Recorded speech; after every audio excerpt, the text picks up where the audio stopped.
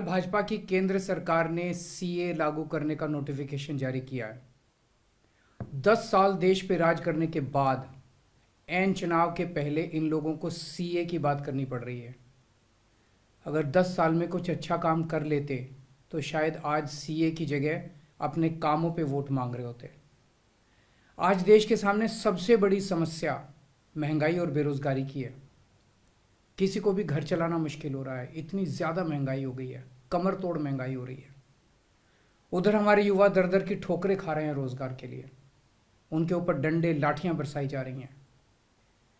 ऐसे में सरकार बेरोजगारी और महंगाई का समाधान ढूंढने की बजाय सीए की बात कर रही है, तो ये बड़े दुख की बात है। ये सीए आखिर है क्या? बीजेपी की केंद्र सरकार का कहना है कि 3 देश, बांग्लादेश, पाकिस्तान और अफगानिस्तान, इन 3 देशों के अल्पसंख्यक जो हैं वो अगर भारत की नागरिकता लेना चाहें तो उन्हें भारत की नागरिकता दे दी जाएगी। इसका मतलब बड़ी संख्या में यहाँ से अल्पसंख्यकों को हमारे देश में लाया जाएगा, उनको रोजगार दिए जाएंगे, उनके लिए घर बनाए जाएंगे, उनको यहाँ बसाया जाएगा। अजीब बात है ना। बीजेपी की केंद्र सरकार से हमारे बच्चों को रोजगार दिए नहीं जा रहे, पाकिस्तान से लोगों को लाके उनके बच्चों को रोजगार देना चाहते हैं। हमारे लोगों के पास तो घर नहीं है, भारत के तो ढेरों लोग बेघर हैं, लेकिन बीजेपी वाले पाकिस्तान से लोगों को लाके उन्हें भारत में बसाना चाहते हैं, उनको घर देना चाहते हैं। हमारे रोजगार उनके बच्चों को देना चाहते हैं, हमारे हक के घर उनमें पाकिस्तानियों को बसाना चाहते हैं। भारत सरकार का जो सरकारी पैसा हमारे परिवार और देश के विकास पे खर्च होना चाहिए, वो पैसा पाकिस्तानियों को भारत में बसाने पे खर्च किया जाएगा। इन 3 देशों में लगभग 2.5 से 3 करोड़ अल्पसंख्यक हैं। ये तीनों बहुत गरीब देश हैं। जैसे ही भारत के दरवाजे खुलेंगे, इन 3 देशों से भारी भीड़ हमारे भारत में आ जाएगी। अगर इन 2.5-3 करोड़ में से 1.5 करोड़ लोग भी भारत आ गए तो कौन देगा इनको रोजगार? कहां बसाओगे इनको? बीजेपी वाले अपने घर में बसाएंगे क्या इनको? इनके अपने घर में रखेंगे क्या इनको? बीजेपी वाले देंगे क्या इनको रोजगार? कौन देगा इनको रोजगार? तो प्रश्न उठता है कि बीजेपी ऐसा क्यों कर रही है। कई लोगों से मैंने बात की, कुछ लोगों का कहना है कि ये पूरा का पूरा खेल वोट बैंक बनाने की गंदी राजनीति है। इन तीनों देशों से 1.5-2 करोड़ लोगों को अगर भारत ले आया गया और उनको चुन चुन के इस तरह से देश के अलग अलग भागों में बसाया गया, जिससे जहां जहां बीजेपी के वोट कम हैं वहां झुग्गियां डाल के अगर इन लोगों को वहां बसाया गया तो वहां बीजेपी का एक पक्का वोट बैंक तैयार हो जाएगा, बीजेपी के वोट बढ़ जाएंगे। और आने वाले इस चुनाव में तो नहीं, आने वाले भविष्य के चुनाव में बीजेपी को इससे बहुत बड़ा चुनावी फायदा मिल सकता है, ऐसा कुछ लोगों का कहना है।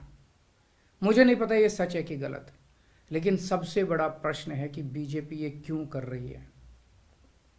एक तरफ बीजेपी की हरियाणा सरकार हरियाणा के बच्चों को रोजगार देने में असमर्थ है।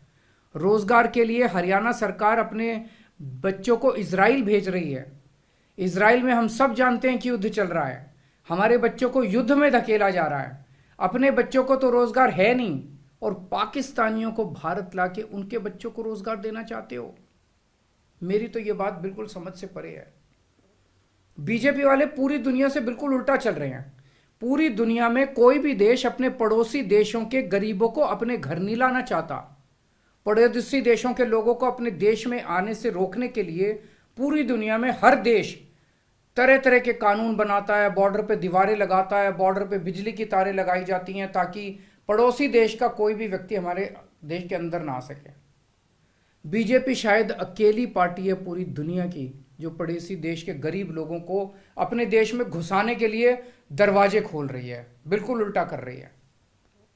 एक और बात है सोचने की, पिछले 10 सालों में 11 लाख से ज्यादा भारत के बड़े बड़े अमीर उद्योगपति और व्यापारी भारत छोड़ के चले गए। ये लोग भारत में फैक्ट्री चलाया करते थे, इंडस्ट्री चलाया करते थे, बड़े बड़े व्यापार किया करते थे, लाखों लोगों को नौकरी देते थे, रोजगार देते थे। ये बीजेपी की गलत नीतियों और उनके अत्याचार से तंग आके भारत छोड़ के चले गए। अगर बीजेपी को लाना ही है तो इन लोगों को वापस भारत लेके आओ ना, जो भारत छोड़ के चले गए। ये भारत आएंगे, इनके पास पैसा है, भारत में इन्वेस्ट करेंगे, नई नई फैक्ट्रियां खोलेंगे, नए नए व्यापार खोलेंगे, अपने बच्चों को रोजगार मिलेगा। ये क्या बदतमीजी है कि बांग्लादेश के, पाकिस्तान के और अफगानिस्तान के लोगों को हमारे देश में लाके बसाएंगे और उनको हमारे बच्चों के हक के रोजगार उनको देंगे। ये लोग कह रहे हैं कि 2014 के पहले आए हुए घुसपैठियों को इन नागरिकता दी जाएगी। ऐसा नहीं है, ये तो शुरुआत है। एक बार ये सिलसिला चालू हो गया, एक बार दरवाजे खुल गए तो फिर बहुत बड़ी संख्या में पाकिस्तानी और बांग्लादेश से लोग भारत में आने लगेंगे। आज बीजेपी कह रही है 2014 के पहले आए हुए लोगों को ही नागरिकता दी जाएगी। देख लेना, अगले चुनाव में ये बीजेपी वाले इस तारीख को बढ़ा के 2024 कर देंगे कि 2024 के आए हुए पहले वाले लोगों को दी जाएगी, और फिर इसे और आगे बढ़ा देंगे। मोटी मोटी बात यह है कि पाकिस्तानियों और बांग्लादेशियों के लिए भारी संख्या में भारत आने के लिए बीजेपी सरकार ने दरवाजे खोल दिए। ये देश के लिए बेहद खतरनाक है, और इसका सबसे ज्यादा खामियाजा उत्तर पूर्व, नॉर्थ ईस्टर्न स्टेट्स भुगत रहे हैं, खासकर आसाम। आसाम के लोगों की भाषा और संस्कृति खतरे में पड़ चुकी है, क्योंकि वहां पे बांग्लादेश से इतनी बड़ी संख्या के ऊपर इलीगल माइग्रेशन हुआ है। अब बीजेपी कह रही है कि इलीगल माइग्रेंट जो आए हैं उनको हम नागरिकता देंगे, उनको हम बसाएंगे, आसाम में बसाएंगे। आसाम के लोग बहुत नाराज हैं। एक तरह से देखा जाए तो हेमंत बिश्व शर्मा जो बीजेपी के मुख्यमंत्री हैं, उन्होंने धोखा दिया अपने लोगों को। अपने असम के लोगों की खातिर उन्हें सीए का विरोध करना चाहिए था। उन्हें कहना चाहिए था कि असम के लोगों की संस्कृति और भाषा दोनों खतरे में है, ये बिल्कुल बर्दाश्त नहीं किया जाएगा। तो दोस्तों, पूरे देश की मांग है कि सीए को वापस लिया जाए। हम किसी हालत में अपने बच्चों की नौकरियां, अपने बच्चों के रोजगार दूसरे देश के लोगों को किसी हालत में नहीं देंगे। और अगर बीजेपी नहीं मानती तो इसको वापस नहीं लेती, तो इस चुनाव के अंदर बीजेपी के खिलाफ वोट करके आप अपना गुस्सा जाहिर कीजिए। नमस्कार।